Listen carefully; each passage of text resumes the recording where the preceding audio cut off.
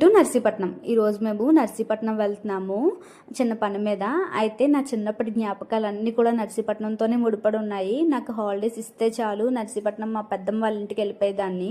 నార్మల్గా అందరూ అమ్మమ్మ వాళ్ళ ఇంటికి వెళ్తారు కదా, నేను మాత్రం మా పెద్దమ్మ వాళ్ళ ఇంటికి వెళ్ళేదాన్ని. ఎందుకంటే అక్కడ మా చిన్నక్క కూడా ఉండేది కాబట్టి ఆడుకోవడానికి బాగుంటుందని అక్కడికే వెళ్ళేదాన్ని. నేను మా అక్క వాళ్ళ ఫ్రెండ్స్ అందరం కలిసి గేదెలను అయితే తోలుకుని వెళ్ళిపోయే వాళ్ళము. వాటిని కొద్దిసేపు మేపిన తర్వాత అక్కడ ఒక పెద్ద ఏరు ఉండేదన్నమాట. ఏట్లో వదిలేసే వాళ్ళము. ఒక పక్క అవి ములుగుతుంటే ఇంకొక పక్క మేము ములిగే వాళ్ళము. మెయిన్ ఆ ఎంజాయ్మెంట్ అంతా చూసి నేను ప్రతి ఇయర్ అక్కడికే పోయేదాన్ని. హాలిడేస్ టు నర్సీపట్నం ఈ దారంతా కూడా ఎటు చూసిన కొండలు, చెట్లు, తోటలు, ఏర్లు ఇవే కనిపిస్తాయి. అసలు ఎంత బాగుంటుందో వ్యూ. ఆ రోజు వర్షం పడ్డ వల్ల ఇంకా బాగుంది. మేమైతే బస్సులో నర్సీపట్నం ఎప్పుడు వెళ్ళినా సరే జర్నీ చాలా చిరాగ్గా అనిపించేది. ఎందుకంటే టర్నింగ్స్ ఎక్కువ ఉంటాయి, కడుపులో తిప్పి వామిటింగ్స్ అవి అయిపోయేది అనమాట.